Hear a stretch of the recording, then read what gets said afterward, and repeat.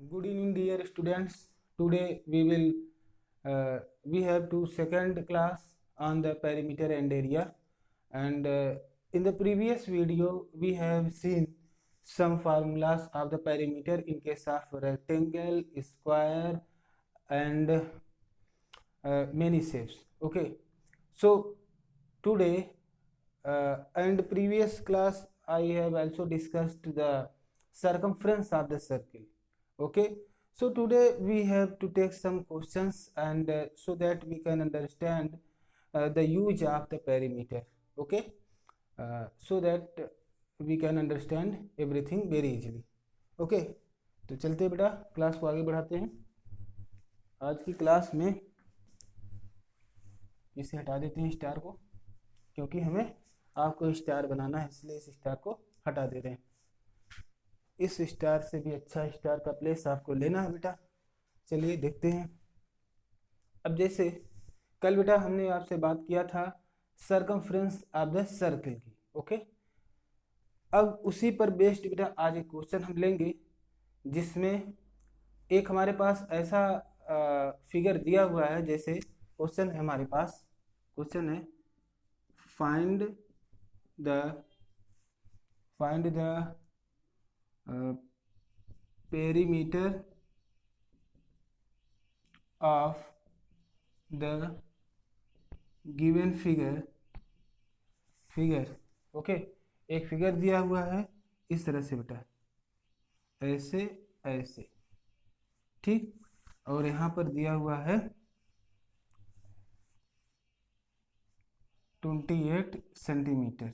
Okay, ये है ए, ये है बेटा बी. ओके, अब हमें इसका ये जो हमारे पास ये जो शेप है 2 डायमेंशन शेप है, और इसका हमें पेरीमीटर फाइंड करना है. तो बेटा पेरीमीटर का हमने आपको एक फार्मूला बताया था कि अगर कोई शेप है तो उसके सभी बाहर के जितने भी साइड्स हैं उसको हम ऐड कर लें, उनका सम ले लें, तो वही उसका पेरीमीटर कहलाता है ना. लेकिन बेटा यहाँ पर क्या है, यहाँ पर तो एक तो साइड दिया हुआ, दूसरी तरफ एक आर्क है. क्या है बेटा, आर्क है. तो हम इसका वैल्यू कैसे फाइंड करें?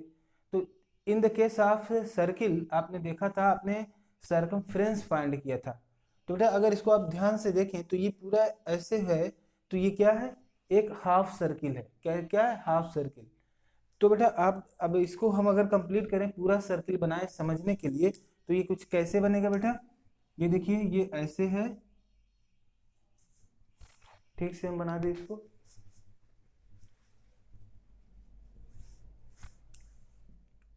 ये कुछ ऐसे बनेगा बेटा, ऐसे. यहाँ से थोड़ा अच्छा नहीं बन रहा है, लेकिन आप समझ जाइएगा ये सर्किल ही है, ठीक. और ये है बेटा ए, ये है बी, यहाँ पर है बेटा 28 सेंटीमीटर. ये अब आपको क्या दिख रहा है बेटा, अब आपको एक कंप्लीट सर्किल दिख रही है, और यहाँ पर इसका डायमीटर दिख रहा है. ओके, तो हम क्या कुछ यूज कर सकते हैं. तो देखिए, अगर हमें हाफ का निकालना है बेटा, तो अगर हम इस पूरे का सर्कमफ्रेंस निकालते हैं, तो ए से बी तक का जो आर्क है बेटा, यानी ये वाला जो डिस्टेंस है, हम इसको अलग कलर से दिखा देते हैं. ये जो डिस्टेंस है, ऐसे ऐसे डॉटेड लाइन में दिखा रहे हैं इसको बेटा, हमें इसकी वैल्यू फाइंड करनी है कि ये कितने, हाउ मच सेंटीमीटर. ओके, तो ये कितना है, इसको हम कैसे फाइंड करेंगे.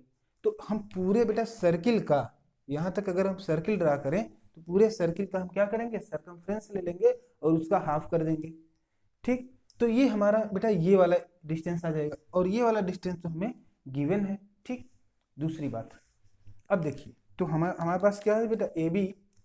तो ए बी आर्क, इसको बेटा आर्क लिखेंगे, ठीक है. यहाँ से दिख रहा है कि नहीं, एक बार मैं कैमरे में चेक कर ले रहा हूँ.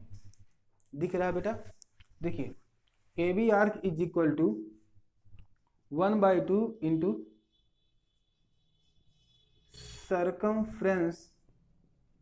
सर्कमफ्रेंस ऑफ सर्कल, यानी जो कंप्लीट सर्कल है उसका सर्कमफ्रेंस का अगर हम हाफ कर दें, तो ये पूरी यहाँ से यहाँ तक की डिस्टेंस बेटा कवर हो जाएगी. ओके, अब हम क्या करेंगे, इसका सर्कमफ्रेंस है, तो बेटा सरकमफ्रेंस का फार्मूला जानते हैं, 1/2 ये तो बाहर है। अब सरकमफ्रेंस का फार्मूला बेटा अंदर लिखेंगे तो क्या हो जाएगा बेटा 2πr।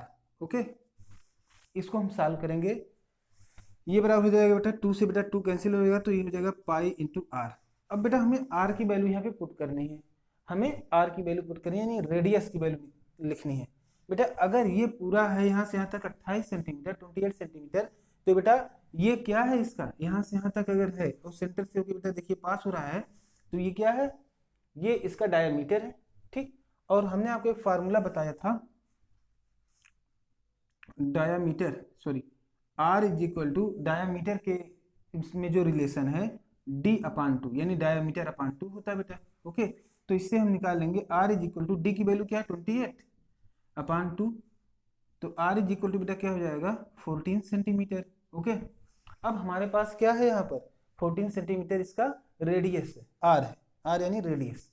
हम यहाँ पर बेटा इसकी वैल्यू पुट करेंगे, ये बराबर हो जाएगा 20, ये हो जाएगा 22/7 इंटू आर की वैल्यू है 14।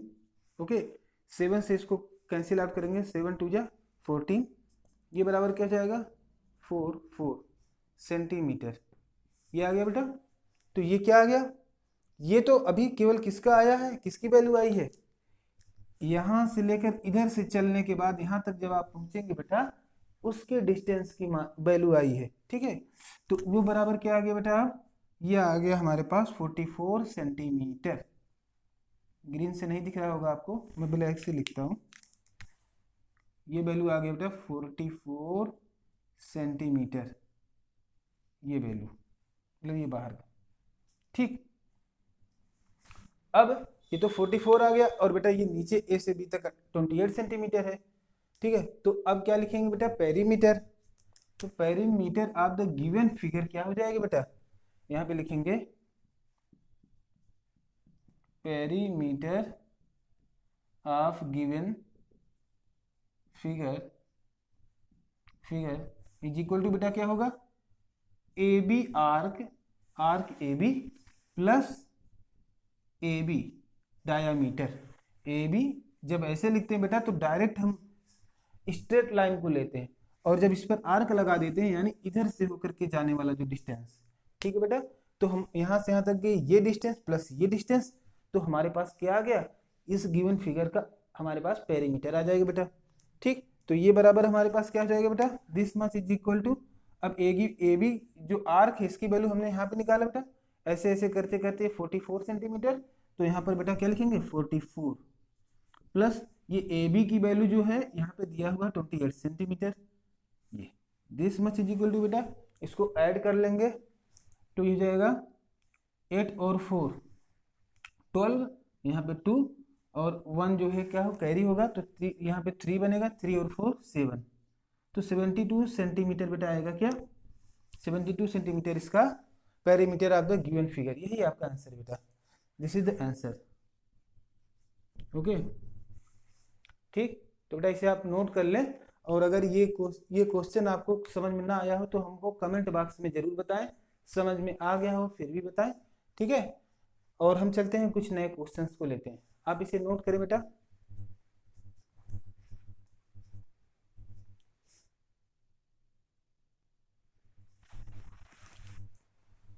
चलिए बेटा, हमने अब इसको इरेज कर दिया है, अब चलते हैं कुछ नया टॉपिक को सीखते हैं। जैसे बेटा क्या हम सीख सकते हैं अब हम करेंगे इसके एरिया की बात कर लें। ओके, इसमें डिफरेंट टाइप के आपके पास शेप्स होंगे और 2 डायमेंशन में, और उसका एरिया कैसे फाइंड किया जाता है उसके बारे में देखते हैं। तो सबसे पहले हमने रेक्टेंगल का देखा था पेरीमीटर, तो उसी का हम एरिया की बात कर लेते हैं। चलिए देखते हैं बेटा, पहला आपके पास क्या है, रेक्टेंगल। रेक्टेंगल बेटा होता क्या है, रेक्टेंगल हमने आपको बताया था इस तरह से रेक्टेंगल होता है, एक तरह का ये पैरेललोग्राम होता है, पैरेललोग्राम का एग्जांपल है। और पैरेललोग्राम क्या होता है, जिसके सामने सामने की जो साइड्स होती हैं वो पैरेलल होती हैं।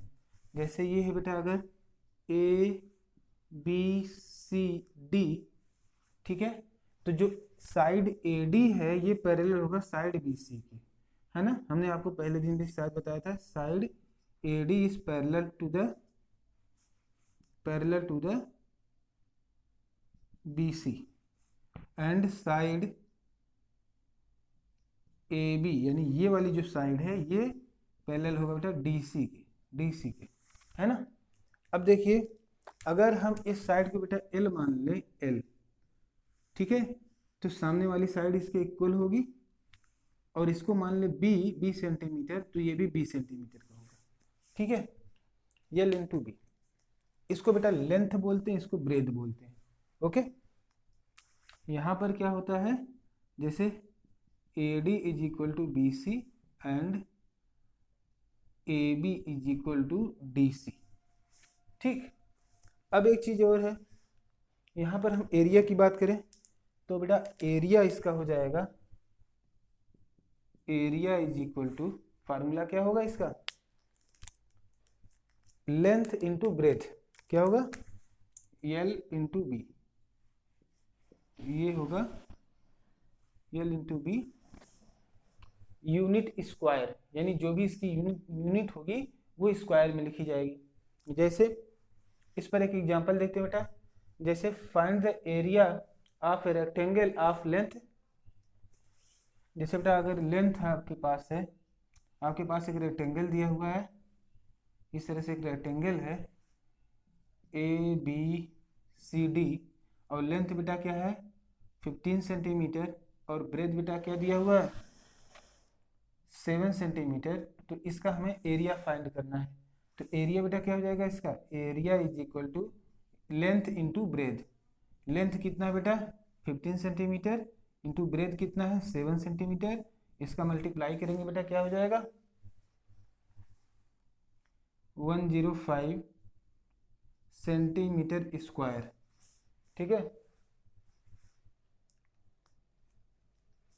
अब बेटा ये हो गया आपके पास, हमने एरिया निकालना सीखा किसका, रेक्टेंगल का, एक रेक्टेंगुलर शेप का इस तरह से हम एरिया को कैलकुलेट करते हैं, ठीक है।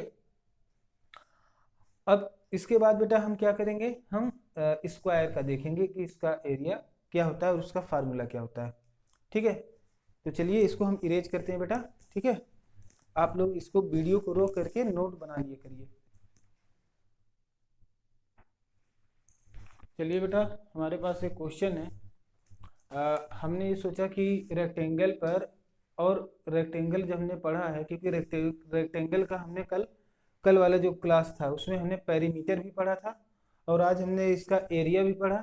तो एक ऐसा क्वेश्चन बेटा हम ले लेते हैं जो रेक्टेंगल के एरिया और पेरीमीटर पर मिक्स हो, ठीक है, यानी दोनों का इस्तेमाल यहाँ पर हो, एक ऐसा कंबाइंड क्वेश्चन है ये अपने आप में बेटा एक कंबाइंड क्वेश्चन है, ठीक है, जो पेरीमीटर और एरिया दोनों को एक साथ लेकर के चलता है, जिसमें दोनों की समझ होगी अगर आप में, तभी ये क्वेश्चन आप सॉल्व कर पाएंगे, ठीक है।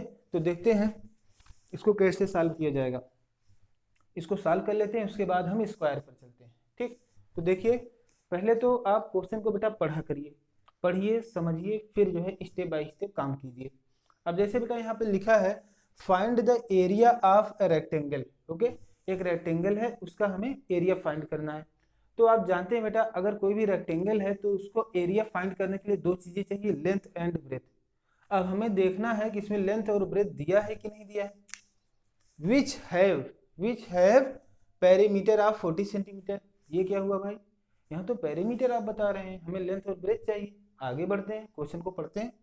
And the length is 14 centimetre, बेटा लेंथ तो दिया है लेकिन ब्रेथ नहीं दिया है, ब्रेथ की जगह पे क्या दे दिया बेटा, पेरीमीटर दे दिया है। तो इसमें कौन सा मुश्किल है, अगर हमारे पास बेटा पेरीमीटर पता है और लेंथ पता है तो क्या हम ब्रेथ को फाइंड नहीं कर सकते, तो हम पहले ब्रेथ को फाइंड कर लेंगे। जब हमारे पास लेंथ दिया हुआ है और ब्रेथ को हम फाइंड कर लेंगे तो हम एरिया का फार्मूला लगा देंगे, लेंथ इंटू ब्रेथ, तो हमारे पास क्या आ जाएगा बेटा, इसका एरिया आ जाएगा, ठीक। यही करना है। तो पहले स्टेप में हम क्या करेंगे बेटा, इसका हम ब्रेथ कैलकुलेट करेंगे, बी, ओके। तो पहले हम गिवन चीजों को लिख लेते हैं, जैसे कि गिवन दैट, देखिए पेरीमीटर इज इक्वल टू कितना दिया 40 centimetre, length L is equal to 14 centimetre, okay, and breadth is equal to given नहीं है, हमें फाइंड करना है। उसके बाद बेटा हमें एरिया फाइंड करना है, एरिया फाइंड करना है। ओके, तो अगर बेटा इस फिगर में हम देखें, हमारे पास देखिए फिगर को छोड़िए, पहले हम क्या करेंगे, पेरीमीटर का फार्मूला लिखेंगे। पेरीमीटर दिया है तो पेरीमीटर क्या होता है बेटा, perimeter is equal to perimeter of a rectangle. कल हमने क्या पढ़ाया था आपको प्रीवियस वीडियो में, 2l+b। ओके, यही तो है। अब क्या करेंगे आप, पेरीमीटर की वैल्यू बेटा 40 सेंटीमीटर और ये बराबर 2l+b, यानी इसका मतलब है 2l+b इज इक्वल टू कितना होगा बेटा, 40 सेंटीमीटर होगा। होगा कि नहीं? ओके, अब इसमें बेटा आपको और एक चीज क्या पता है, आपको l की वैल्यू बेटा पता है। यहाँ देखिए l की वैल्यू यहाँ पे पुट करेंगे। ठीक, तो यहाँ पर 2 को बेटा पहले इधर ले जाइए, तो यहाँ पे l+b बचेगा बेटा, इज इक्वल टू 40/2। ओके, और l+b आ जाएगा बेटा, l+b इज इक्वल टू, यहाँ पे डिवाइड करेंगे तो आ जाएगा बेटा 20, है ना, 20 आ जाएगा। अब बेटा यहाँ पे l की वैल्यू पुट करेंगे, यहाँ पर हम l is equal to 14 centimetre है, तो यहाँ पे l के प्लेस पे क्या लिखेंगे, 14+b इज इक्वल टू 20। बेटा b इज इक्वल टू क्या हो जाएगा, 20 माइनस 14, तो b बराबर क्या हो जाएगा बेटा, यहाँ पे हो जाएगा 6 सेंटीमीटर। अभी हमारे पास बेटा ब्रेथ आ गया, ब्रेथ आ गया, और हमारे पास लेंथ भी है, और हमें फाइंड बेटा अब क्या करना है, एरिया करना है। तो length into breadth is equal to area. ठीक, इसको इधर कर दे बेटा, इधर दिख रहा है होगा कि नहीं, इधर ही कर देता हूँ। आप क्वेश्चन को लगा के फिर इसके आगे ऐसे लिखते जाइएगा, ठीक है, क्योंकि बोर्ड हमारे पास बहुत लिमिटेड है यहाँ पे जो प्लेस है। तो लेंथ कितना है बेटा, लेंथ आ गया आपको 14 सेंटीमीटर, और ब्रेथ बेटा आ गया 6 सेंटीमीटर। यहाँ पर 6 लिख देते हैं, या इधर लिख देते हैं 6 सेंटीमीटर। ये 6 आ गया, ये 14 आ गया, तो बेटा एरिया इज इक्वल टू क्या हो जाएगा, area is equal to length into breadth is equal to 14 into 6 is equal to, इसका मल्टीप्लाई करेंगे क्या आ जाएगा बेटा,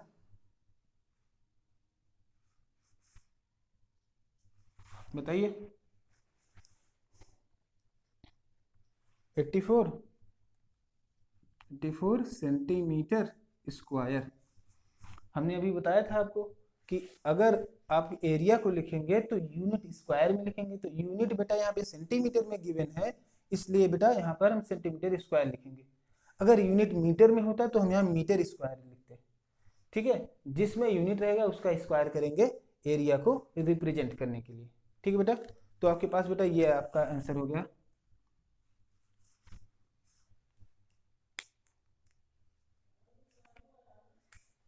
चलिए देखते हैं कुछ और क्वेश्चन, इसको हम मिटा दें बेटा। ओके, आप इसको वीडियो को रोक करके आप इसको नोट कर लीजिए। ठीक, चलिए बेटा, अब हम रेक्टेंगल की हमने बात की थी बेटा प्रीवियस वीडियो में, रेक्टेंगल को हमने बहुत ही डीप में पढ़ा था, और आज बताते समय मैं एक चीज़ नहीं आपको बताया था कि यहाँ पर बेटा जो आपका एंगल होगा, ठीक है, इसके सारे जो 4 एंगल्स हैं ये 90 डिग्री के होंगे। ठीक है, इसको आप ध्यान दीजिएगा, अदरवाइज ये आपका आपका रोहम्बस ही कहलाएगा। लेकिन ये रोहम्बस का एक टाइप है, एक एग्जाम्पल है, बट इसके सभी एंगल्स कितने होते हैं बेटा, 90 डिग्री के होते हैं। ओके, ठीक है, आगे बढ़ते हैं।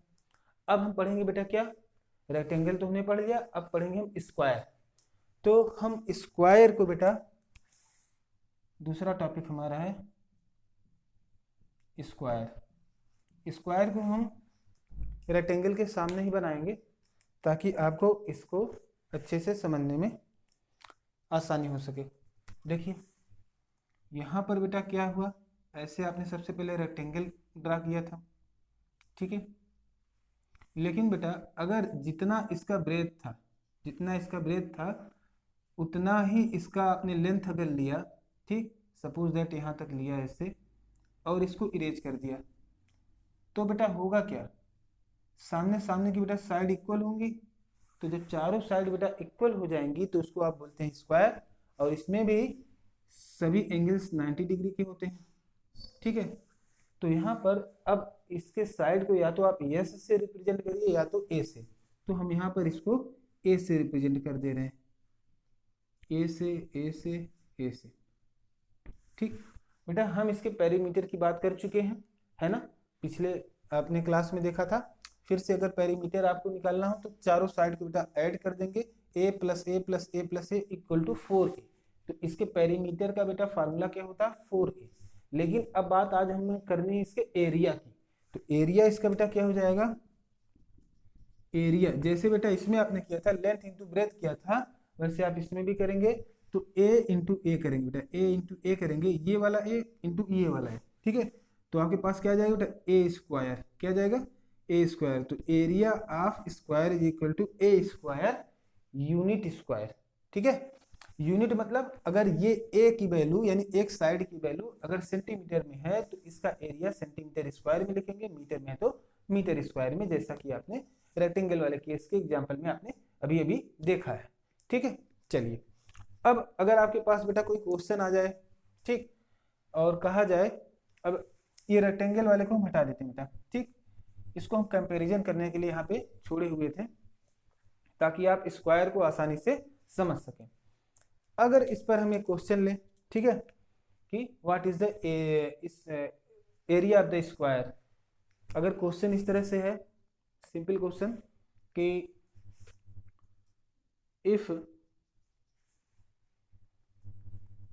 If the side of a park, if the side of a park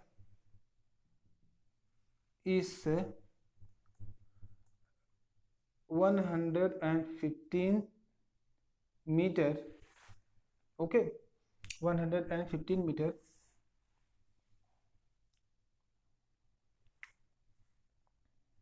या हम लिख देते हैं 250 meter, and the shape of the park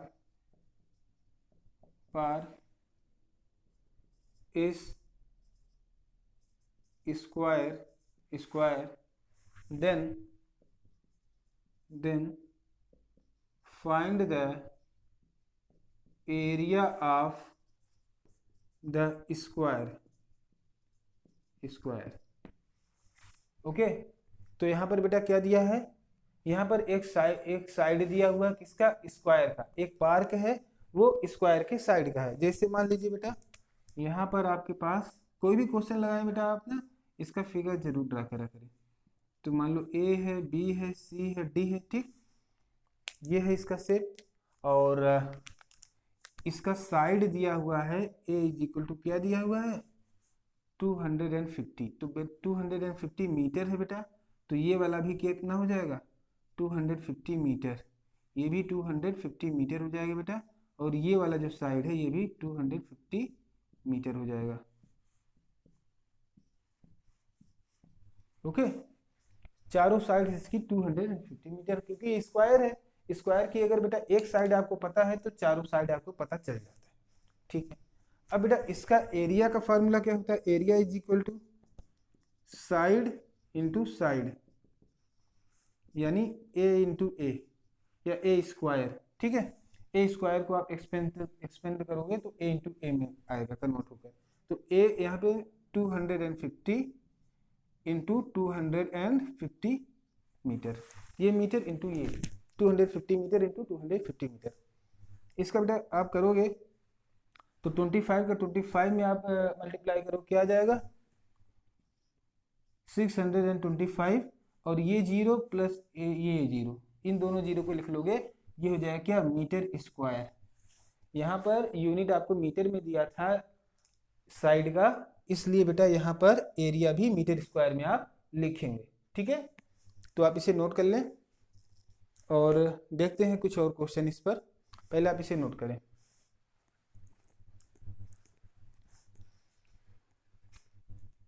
बेटा लगभग 24 मिनट हो गए हैं और मैं चाहता हूं कि वीडियो ज़्यादा लंबा ना बने, तो आप जो है इसको अच्छे से समझें और थोड़ा थोड़ा इस पर प्रैक्टिस करते चलें, ठीक है। आज के लिए बस इतना ही। मिलते हैं नेक्स्ट किसी वीडियो में, ठीक है। और आप अच्छे से अपना प्रिपरेशन करें। जो भी क्वेश्चन अगर आपको नहीं आता बेटा, क्वेश्चन को आप कमेंट बॉक्स में आप लिख दिया करें, उसका सलूशन अगले वीडियो में जब हम कोई चीज़ पढ़ाएंगे और वो समाप्त होगा तो लास्ट में हम आपके उस क्वेश्चन को यहाँ पर सॉल्व करेंगे, ठीक है। Thank you so much for watching this video. Best of luck.